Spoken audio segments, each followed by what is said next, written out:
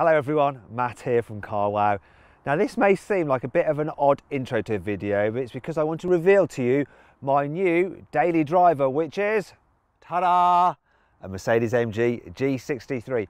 Oh yes, I've got one of these cars on long-term loan for 4 to 6 months from Mercedes UK to see what it's like to live with. In this video I'm going to tell you exactly that. I'm going to give you a bit more information on the spec of this car, some more black bits here, the reason why I went for this crazy colour. I call this car the fire truck. We'll also do some performance testing with it. It's mental. I'd also like you guys to tell me what kind of videos you'd want me to do on this car, so comment below, I'll read them through and hopefully I'll upload those videos, or some of them, in the future. And to make sure you follow my latest updates on this car, click subscribe, hit that bell icon so you're alerted when I make a new upload. Let's start this video by talking about the most obvious bone of contention with this car, and it is of course the paintwork. It's known as hyacinth red. It's a bit unusual for a G63. I call this car the fire truck though. Some people say it's like Postman Pat's van. Now if I was personally buying one of these cars myself with my own cash, I'd probably go for a gunmetal grey. But I was given two options, this colour or a bright blue. Now, which one would you have? Click up there, vote, let me know. However, before you do, there is something you need to know. You see, this car has a lovely cream interior. I absolutely adore it. The blue car's interior look like this. Now, with that in mind, which did you choose? Click up there on the pop-out banner to vote, let me know. One of the things I really like about the red paint is that it contrasts nicely with the red brake calipers. I mean, look at that, it's... Idiot would have a red one. Well, what kind of moron would have a purple one? I mean, it looks ridiculous. It's classy, mate. Somebody from Warsaw wouldn't understand. Just piss off back to your own channel. Anyway, like I was saying, look at it. Red calipers, red paintwork, black wheels, 22 inches as well. It just looks proper badass. Those lovely alloy wheels are actually an option, £2,000, but there's some more options on the car which I'm going to talk you through now. But before I do, I want to see if you can guess what the total cost of all the options added together are on this car. So click up there to place your bet. Right, you done that? Okay, I'll walk you through them now. We have the AMG night package, which includes some darkened exterior lights, black door mirror housings, some more black bits here, and here, and here, and here. And in total that comes to £2,700 worth of black bits. If you think that seems rather expensive, then how about this? So this car has the AMG driver's package, which takes the top speed from 137 miles an hour to 149 miles an hour. And for that, you have to pay an extra £2,000. Then there's the extended Napa leather package, which is glorious. So you get super soft leather throughout the back seats, the front seats, on the doors, on the door handles, on the top part of the dash, the lower part of the dash. It's lovely everywhere. And this headlining is super soft as well, though I don't want to touch it too much because I might leave dirty handprints on it. And there's some extra bits and pieces such as AMG badging and some silver air vents. All that though, £5,500. I do like it in this light colour though, it's absolutely glorious. Works well with the open pore wood, which is a non-cost option, though I'm not so keen on this kind of piano black trim because it scratches easily, though there's not too much of it in this car. Finally, there is the red paint. Yes, you do have to pay extra for this, and it's £1,750. So in total, when you add it together, the total cost of the options fitted to this car is £13,940, which you might think is quite a lot, but really, people who can afford these cars don't care. In fact, the more expensive they are, the better. And when you add in the base price of the car itself, which is £143,000, the total cost of this vehicle is £157,000.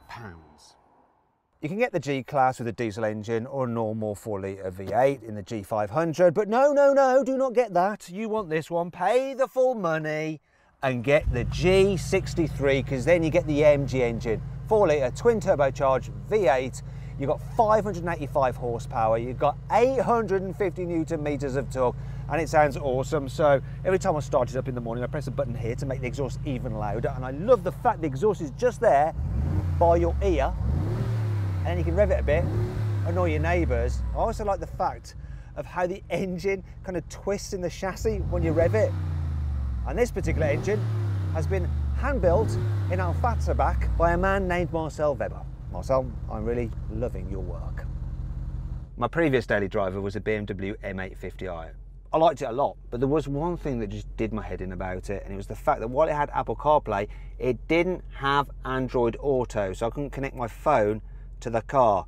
And I didn't want to get an Apple phone, so I need a car with Android Auto, and thank God this Mercedes has it, look, so I can use Waze for satellite navigation, because I think Waze is way better than any system you get as standard in a manufacturer's car. Now there is one slight annoying thing about it though, so while I'm stationary you can see that I can actually zoom in on the map or zoom out using the control wheel.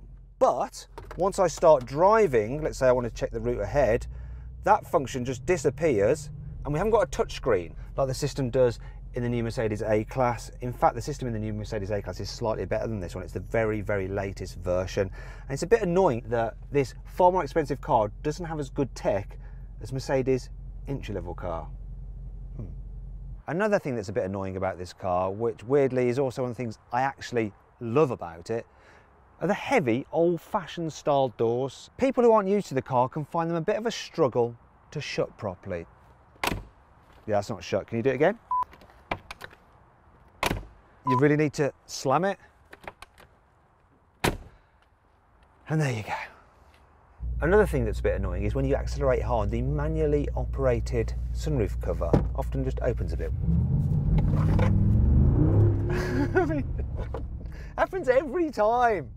Another thing you might think is annoying about this car is parking it, because it is so huge, but it's not as bad as you may think. So it does have a automatic parking facility, so it's looking for a space now, but I never ever use that. What I do use, it's not a touchscreen, I forgot, it's not a touchscreen.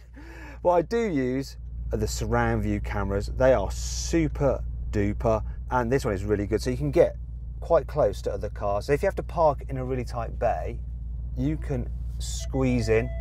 Now you may think that this is a problem, but it's not, and I'll explain why now. So there we are, nice and close. I need to get out, can't get out that way, not a problem. Because I'm sat up high, even though there's this centre console, it's quite easy to just look at this, because you've got so much headroom to just clamber across and then get out.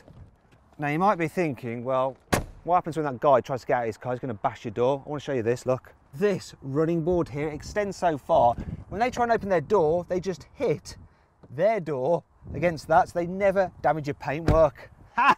Ha ha ha ha! There is one option that I wish this car was fitted with that it's not, and that is Mercedes' semi-autonomous driving facility, where as well as keeping a safe distance from the car in front, it will automatically steer to keep you in lane. This will do the distance thing, but it won't do the steery thing, which means that you do still have to concentrate quite a bit when you're driving up the motorway on longer journeys. I just wish it had that feature. Damn it. Right now, I'm going to launch this big G because I want to see what it can do 0 to 60 miles an hour in. I've got my specialist timing gear up here, but it's at a weird angle that I can barely see the readout because the windscreen is just so vertical. All the settings are in sports mode. There's no launch control as such, but I just hold the car on the brake, floor the throttle, let it wind up a bit, then go. Let's do it. Blimey. It's mental. Right, that's 60. 0 to 60, 4.1 seconds. Wow! But I also want to check out 0 to 10 miles an hour. That's 0.5 of a second. And 0 to 30 miles an hour is 1.7 seconds. All very, very impressive for such a big, heavy car. But now I want to try something else. What I'm going to do now is see what the car launches like if I put it into low range mode on the gearbox and I turn the differentials on. I'm not sure this is a good idea or if I'll even get up to 60 miles an hour, but let's just try it. Here we go. Oh, I can't even hold on the brake.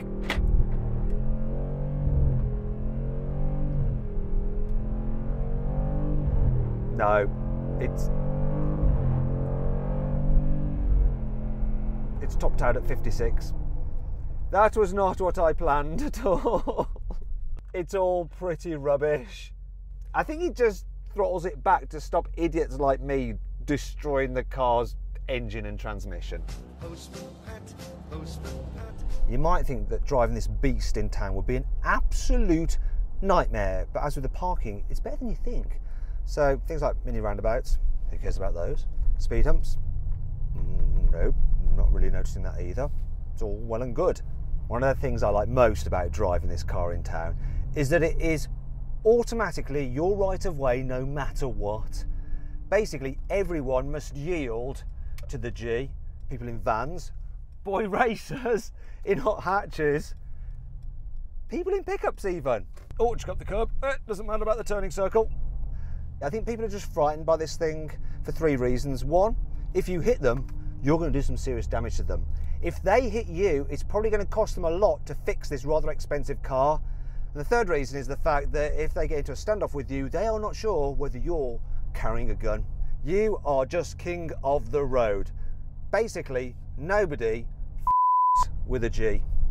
However, I don't drive like a total arse the whole time because I am aware that this thing could be quite dangerous to pedestrians. In fact, I'm super cautious whenever I'm passing a stationary bus or car to make sure that there's no one about to step out, and I wouldn't have done that in other cars. It does have an auto brake feature, which is great to prevent you hitting somebody if they do step out. However, bizarrely, I've actually checked out the Euro NCAP crash test course for this car, and it actually does better for pedestrian protection than a Skoda Kodiaq. Didn't expect that. Now I want to keep with this Skoda Kodiaq comparison because the Kodiaq is the friendly, acceptable face of SUVs. So I'm actually going to do a brake test. Just so happens that I have the carwow long-term Kodiaq VRS here to use. So I'm going to do a full emergency stop from 70 miles an hour and see how long it takes the car to come to a standstill. And then I'm going to do the same test in the G-Wagon. So let's find out. Here we go. Now. Oh, full emergency stop. Almost pulled a muscle in my thigh doing that. So from 70 miles an hour, it took this Skoda 50.4 meters to come to a complete stop. Let's repeat the test in the big G. Now bear in mind that this car is about 600 kilos more than that Skoda, but what do you think is going to happen? Click on the pop-out button up there to guess which you think's going to brake in the shortest distance. I'm going to do it now. I'm going to do the test. Here we go. Come on, G. It broke from 70 miles an hour in 48 meters. So it may be heavier, but it actually brakes in a shorter distance. So about half a car length better than the Skoda. Who'd have thought?